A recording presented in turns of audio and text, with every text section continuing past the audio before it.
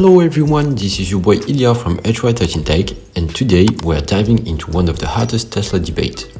Is the 7,500 euros price tag for FSD in Europe really worth it? Buckle up, because we're about to find out.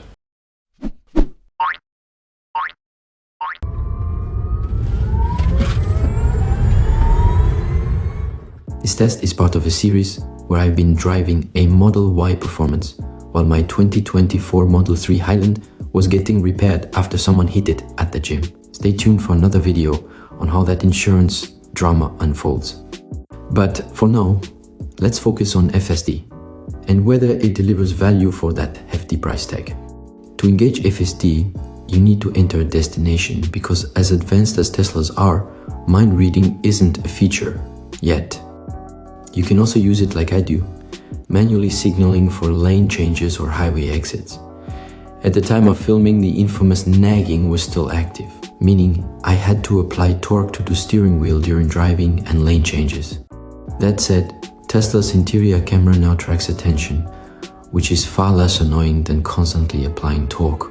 For context, I've been using the basic autopilot on my Model 3, and it's much more relaxing because I just rest my hand lightly on the wheel without triggering warnings. Still, FSD hasn't seen significant updates in Europe since I filmed this video, so the information should stay relevant until FSD 13 arrives in Europe. On highways, FSD shines. I found myself using it more than the standard autopilot, especially in situations with frequent lane changes. With basic autopilot, you tend to avoid engaging it unless the road is clear. It's just not worth the hassle. But FSD delivers a more seamless and immersive experience. While autopilot's frequent disengagements remove the feeling of being a passenger in your own car. However, once off the highway, I often felt more comfortable taking back control, especially in this tight corner where FSD seemed a bit overconfident with its speed. And in city driving, I'd rather drive myself. It's simply less stressful than supervising the car. FSD is a great concept, but for it to be fully trusted, it must handle parking reliably. Imagine waking up after a nap, only to find the car blocking traffic because it couldn't park itself. That would be a disaster. So, I tested the auto park and summon features. For auto park, I selected a parking spot on the screen. It is quite slow compared to me, but at the same time reassuring because if it went faster, I would be a bit nervous. It's going at a comfortable speed and looks confident in its movement. Let's see outside how well it's parked. We can immediately see it's too close to the driver's side lane though. To the car's defense, the lane is almost gone, but at the back of the car, it still left so much space. Let's retry with the spot right next to it.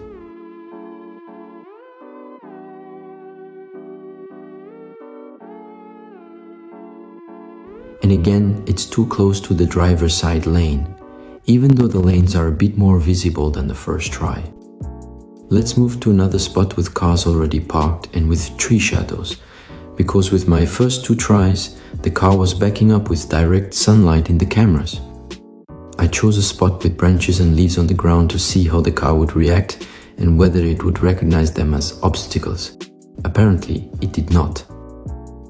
And this time we can already see in the cameras that the car is perfectly centered in the spot.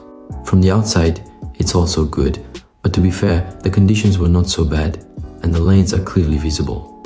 It's worth noting that my test vehicle runs on hardware 3.5 without ultrasonic sensors, not hardware 4, which has upgraded and easily recognizable red reflecting cameras.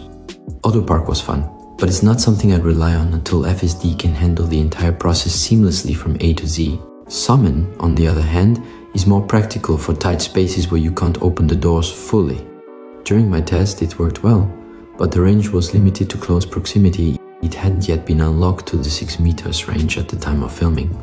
Curious about what appeared to be the smart summon button, I decided to test it out. I went about 50 meters away from the car, but without any surprise, the car did not move when I pressed the button, as we are in Europe. However, it pinned a point on the map where I was standing, so I decided to go back to summon range and pressed go to destination. The car slowly started moving to the pinned point, but I felt like I was walking a dog on a leash.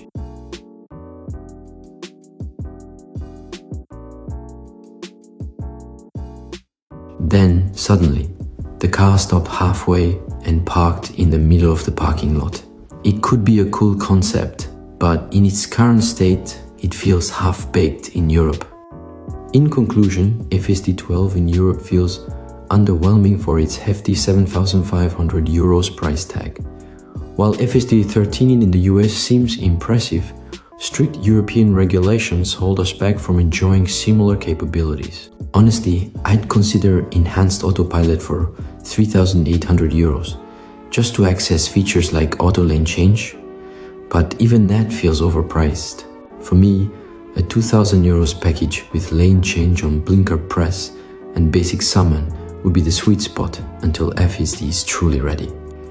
I'm hopeful for 2025, when regulatory changes in Europe and FSD 13 could finally bring the advancements we're waiting for. Thank you for watching. If you found this video helpful, don't forget to like, subscribe, and hit the notification bell. And if you're considering a Tesla, please use my referral link in the description to save up to $1,000. Also, if you want to watch the review of the Model Y Performance, click on the recommended video on your right.